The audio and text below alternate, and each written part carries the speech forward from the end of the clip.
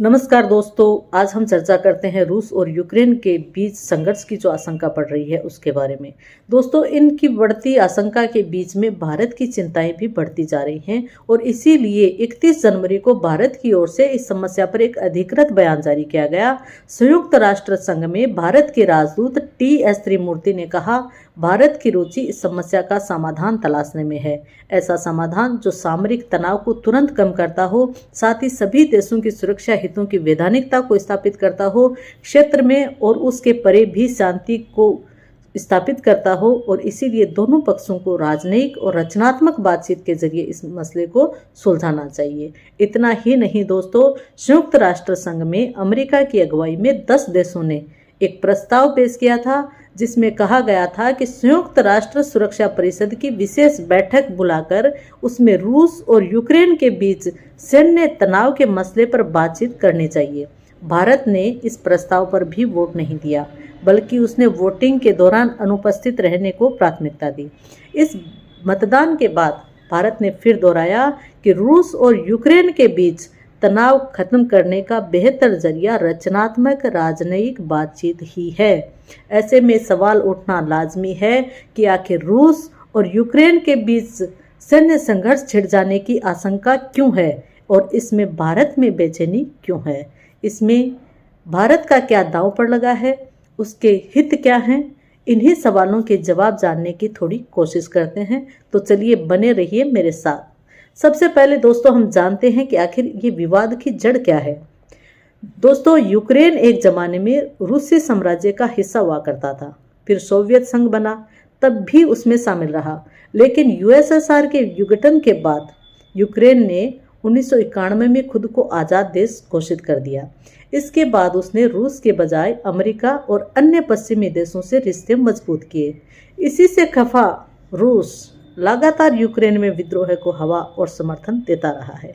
वह यूक्रेन को वापस हासिल करने की कोशिश में लगा रहा है, बल्कि वह यूक्रेन के एक शहर, आपको याद हो, यूक्रेन के एक शहर क्रीमिया पर कब्जा कर उसे अपना हिस्सा बना भी चुका है।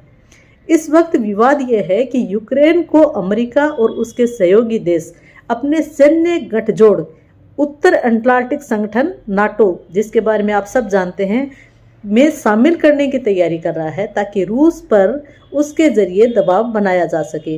वहीं यूक्रेन में नाटो की सेनाओं की मौजूदगी या सैन्य अभ्यास आदि का रूस विरोध करता आ रहा है। अब जानते हैं कि आखिर भारत के लिए रूस इतना अहम क्यों है।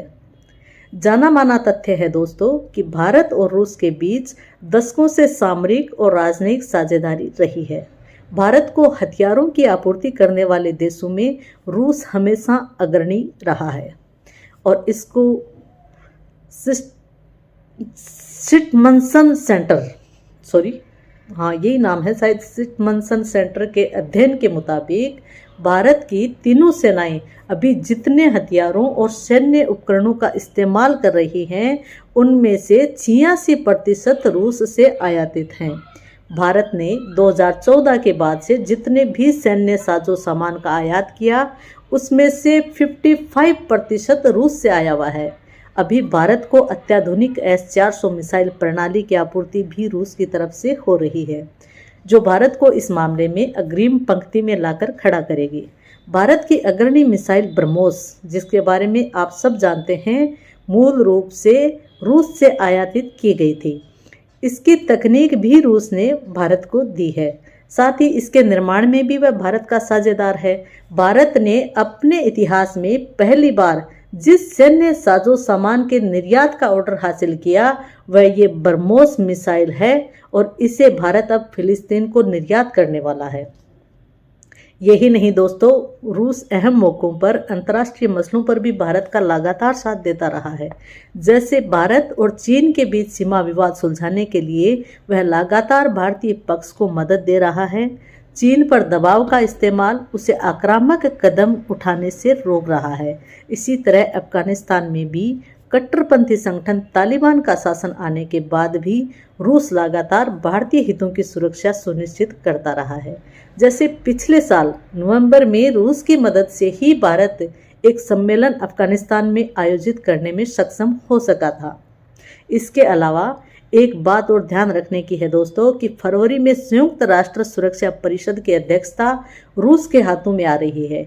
यानी अमेरिका और उसके सहयोगी देशों ने रूस यूक्रेन मसले पर विचार के लिए जो प्रस्ताव पारित कराया है उस पर विमर्श रूस की अध्यक्षता में होने वाली है। आगे देखते हैं दोस्तों कि यूक्रेन कहाँ कितने मायने रखता है भारत के लिए। भारत के रूस की तरह यूक्रेन भी मायने रखता है भारत के लिए। भारत में उसके सामरिक और राजनीतिक संबंध तो हैं ही, बड़ी संख्या में भारतीय छात्र छात्राएं भी पढ़ने के लिए यूक्रेन जाते हैं। एक अनुमान के मुताबिक इस वक्त करीब 20,000 भारतीय विद्यार्थी यूक्रेन में हैं। इनमें से अधिकांश सीमावर्ती इलाकों में रह रहे हैं, जहां रूस और यूक्रेन की सेनाएं आमने सामने डेरा डाले खड़ी हुई हैं। वहां भारतीय समुदाय के लोगों की आबादी भी लगातार बढ़ रही है। इतना ही नहीं, भारतीय विदेश मंत्रालय के मुताबिक यूक्रेन ने फरवरी 1993 में एशिया में सबसे पहले जिस देश में दूतावास खोला वह भारत ही था, और इसके बाद से लगातार भारत और यूक्रेन के बीच कारोबारी, सामरिक और राजनयिक संबंध मजबूत होते रहे हैं। तो आखिर भारत की दिक्कत किस तरह की है दोस्तों? रूस और यूक्रेन विवाद में भारत के लिए हालात एक तरफ कुआं तो दूसरी तरफ खाई जैसे हो गए हैं। भारत न तो रूस का साथ दे सकता है और न उससे किनारा ही कर सकता है। रूस का साथ दिया तो अमेरिका की नाराजगी का डर है, जिसके साथ बीते 10-15 सालों में भारत ने अपने सामरिक और राजनयिक संबंध अधिक घनिष्ठ किए हैं। चीन के साथ मुकाबले के लिहाज से भी अमेरिका की मदद और उसके ऑस्ट्रेलिया जैसे सहयोगियों की रणनीतिक जमावट भारत के लिए काफ़ी मायने रखती है। भारत इसी तरह यूक्रेन का भी साथ नहीं दे सकता, क्योंकि ऐसा करने पर रूस की नाराजगी का डर और वह खुलकर चीन के साथ खड़ा हो जाएगा। चीन और रूस के संबंध सामरिक राजनीति के आगे साम्यवादी विचारधारा के स्तर पर भी बन सकते हैं। तो फिर भारत के सामने अब रास्ता बचता क्या है दोस्तों? तटस्थता।